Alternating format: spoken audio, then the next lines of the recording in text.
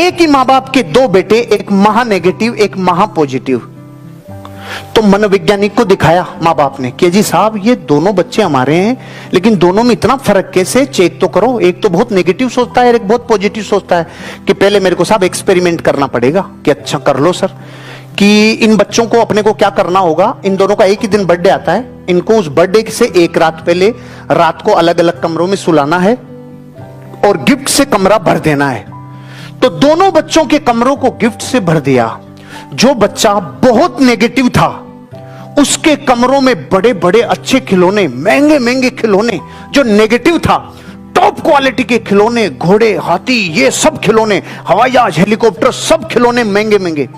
और जो पॉजिटिव लड़का था उसके कमरे में घोड़ों की लीद से भरे बक्से रख दिए, वो भी गिफ्ट थे, वो रख दिए। सुबह दोनों बच्चे उठे। दोनों बच्चे उठते ही नेगेटिव वाले जब बाहर आया तो रोता रोता आया, मेरे हवाई जहाज का पंखड़ा टूट गया, मेरे हेलीकॉप्टर की टांग टूट गई, मेरे घोड़े सही नहीं है, मेरे हाथ में। माँ बापों ने दांतों तले अंगुली दबा ली, साला इसको इतने महंगे खिलौने दिए तो ये रोता रोता बाहर आया है। देखिए वो क्या कर रहा है, वो अभी तक बाहर ही नहीं आया, उसका भी तो देख के आए। वो दीवारों पे पेंटिंग कर रहा था। अरे लीद इतनी है तो मेरे घोड़े कितने होंगे बाहर, मेरे माँ बाप ने बाहर घोड़े भी खड़े किए होंगे। वो दीवारों पे पेंटिंग बना रहा था। और बड़ा होके वही बच्चा इस दुनिया में इतना बड़ा बापू बना जिसे लोग लक्ष्मी निवास मित्तल के नाम से जानते हैं। अरे जिंदगी में सौभाग्यशाली लोग अपना जीवन का निर्माण करते हैं, मेडिकल से गोली नहीं लाते सौभाग्य की। जीवन का निर्माण खुद करते हैं, अपने भाग्य का निर्माण कर सकते हैं। इसीलिए तो पूरे विश्व के पंडित जब रेखाओं को देखते हैं तो ये कहते हैं देख रेखा तो जो बता रही है अब तक वो है, लेकिन इन रेखाओं को अपने पुरुषार्थ से बदला जा सकता है, इनको अपने पीछे पीछे दौड़ाया जा सकता है, पुरुषार्थ से बढ़ाया जा सकता है।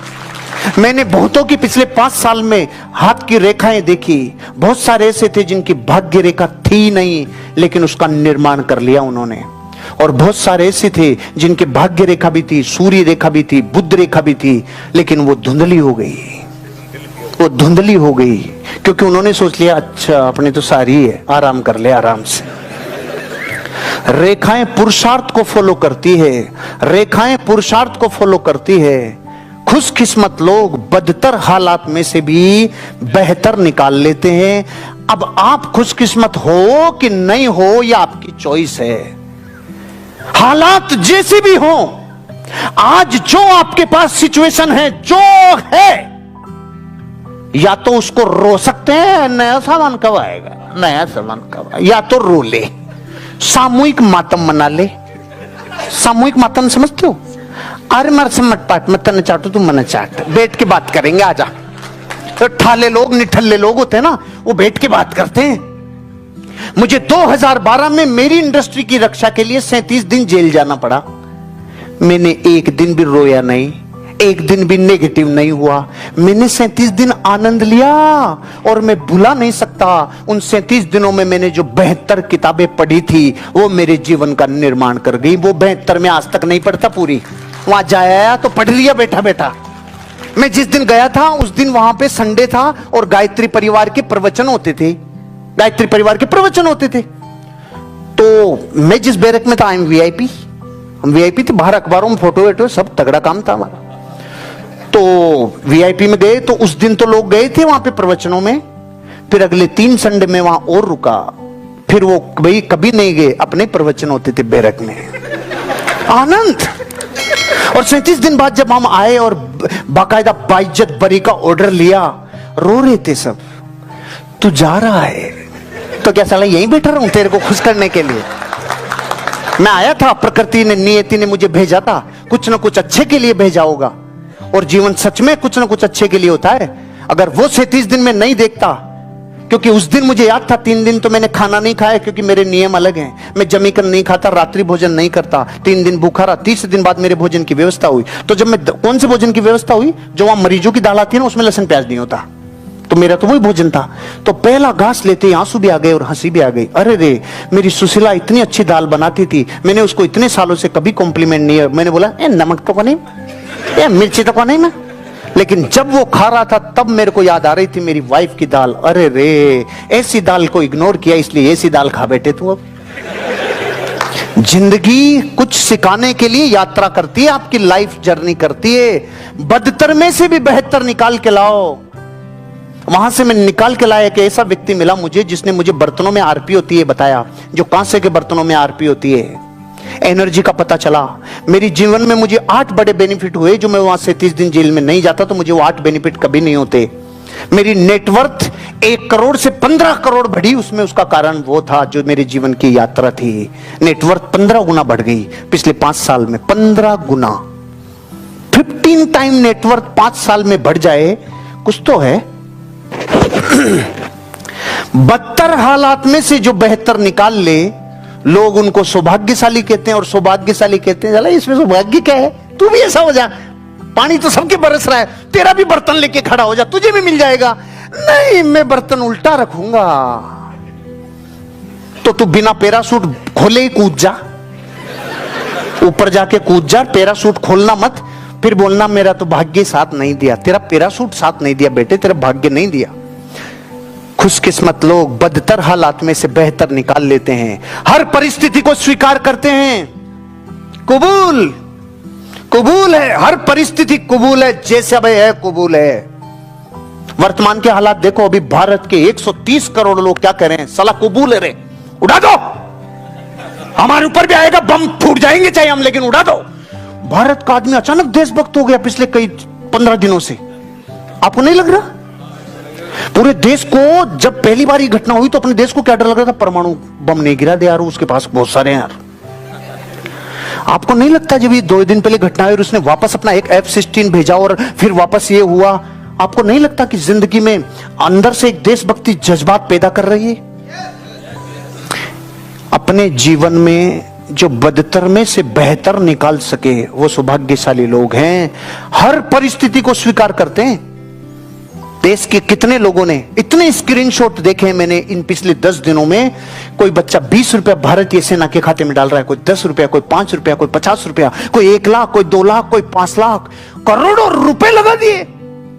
मैं भी पढ़ रहा था 5-7 दिन पहले कि देश में सोना कितना है। अपने देश में इस टाइम 22,000 टन सोना है, 22,000 टन, 65 लाख करोड़ का सोना, और भारत सरकार का बजट 6 लाख करोड़, और सोना अपने पास 65 लाख करोड़। एक बार तो भारत सरकार मांग लेना, इन गर्मी मांग लेना थोड़े दिनों में, तो पूरा 65 लाख करोड़ दे दें अपन। देश का सवाल है यार, जो हालात होंगे उसको कबूल किया, अपने अंदर ऑटोमेटिक जज्बात पैदा हो जाते हैं। आपके पास जो जब हालात होते हैं ना, उनको कबूल किया करो, कबूल किया करो। मैंने मेरी जिंदगी के बिजनेस में 3 बार बड़ी मंदियां देखी है, बड़े ब्रेक्स देखे, बड़े ब्रेकडाउन देखे। आपने तो एक ही देखा है, आपने एक ही देखा है, और दुनिया में एक देखा है, इसलिए भी कम नेटवर्थ है आपकी। अगर नेटवर्थ को 20 गुना करना है, इन हालातों के आनंद लेना शुरू कर दो, बदतर में से बेहतर निकालना शुरू कर दो, आपका जीवन बदल जाएगा। सौभाग्यशाली कहते हैं ना लोग जिनको, वो हजारों बार बदतर हालात में गए लेकिन बेहतर बन के निकले, बेहतर बन के निकले।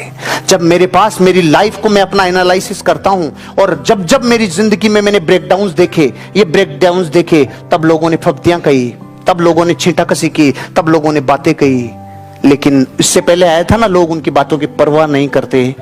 लोग उनको सौभाग्यशाली कहते हैं, हम कहते हैं इसमें ताकत लगती है, सौभाग्य को बनाने में ताकत लगती है। आप वर्तमान हालात के आनंद लो, अपना निर्माण करो।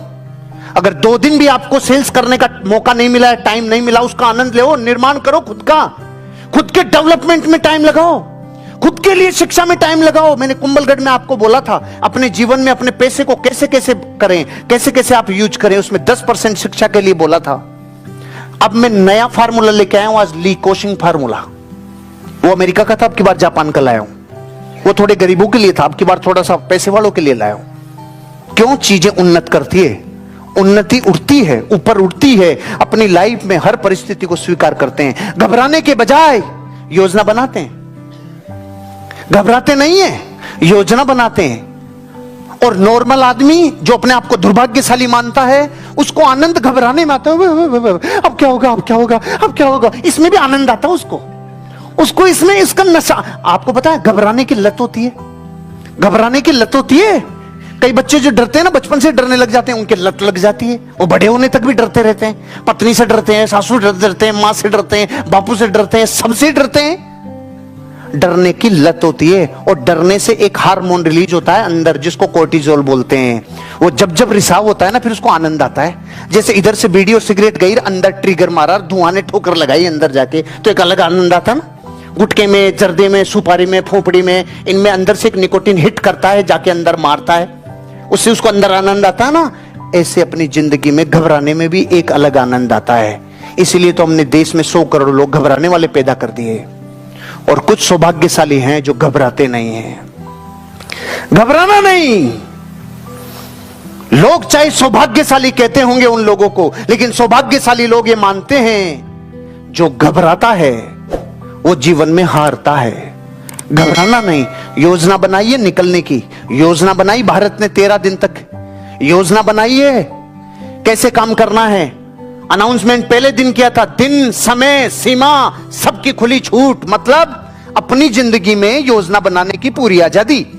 आपको भी पूरी आजादी अपने जीवन की योजना बनाने की। घबराना काहे को है। हर इंसान को अपनी परीक्षाओं से गुजरना पड़ता है। आज पाकिस्तान अपनी परीक्षा से गुजर रहा है, भारत अपनी परीक्षा से गुजर रहा है, गोकुल कृपा अपनी परीक्षा से गुजर रहा है, हर्षवर्धन अपनी परीक्षा से गुजर रहा है, सेल्स की टीम अपनी परीक्षा से गुजर रही है। लेकिन अपनी जिंदगी में हर वो आदमी पास होगा जो अपनी परीक्षा में घबराएगा नहीं। क्योंकि घबराहट से कोर्टिजोल और रिलीज होता है, स्ट्रेस और रिलीज होता है बॉडी में, और घबराहट को विकसित करता है। और जैसे ही थोड़ी सी घबराहट कम और उसकी ताकत लगती है, भाग्य जन्म लेता है। जब आवश्यक हो तो मदद की तलाश करते हैं। पूरा देश कह रहा था, ये मोदी सारे दिन घूमता रहता है, कभी इस देश जाता, कभी उस देश जाता, कभी इस देश जाता है, इतना भी कोई खर्चा करता है। जिन 84 देशों में जाके आया था, वो 84 देश कह रहे हैं अगर आपके इधर से तैयारी नहीं हुई तो हम आपके साथ मिसाइल छोड़ने के लिए तैयार हैं। ये वही देश है जहां यात्रा करके आया है। रिश्ते बनाने से बनते हैं, मदद के लिए पहले मदद देनी पड़ती है। इजराइल दुनिया में 30 नंबर की पावरफुल सेना, वो कह रहा है हम आपके साथ हैं, एक इशारा कर देना। ये कब हुआ? जब किसी ने अपनी जिंदगी में, अपनी लाइफ में मदद कभी ना कभी मिलेगी, इसलिए पहले जाके लोगों से रिश्ते बने और मदद हुई। आप और हम अपनी जिंदगी में ऐसे रिश्ते बनाओगे तो जिनको लोग तो सौभाग्यशाली कहेंगे, लेकिन आपको पता चलेगा रिश्ते प्राइस मांगते हैं। रिश्तों को मेंटेन करने में पैसा लगता है, समय लगता है, एनर्जी लगती है। रिश्ते यूं मेंटेन नहीं होते। अगर आप अपनी जिंदगी में किसी से मदद लेते हो और मदद मिलती है, वो तब ही मिलेगी जब आपने मदद की होगी, आपने समय का निवेश किया होगा, धन का निवेश किया होगा, एनर्जी का निवेश किया होगा, उसके लिए अच्छी फीलिंग्स का निवेश किया होगा, उसके लिए अच्छी ब्लेसिंग दी होगी, तब मदद मिलती है और लोग उसको सौभाग्यशाली कहते हैं। हर एक सौभाग्य का फार्मूला है, हर एक सौभाग्य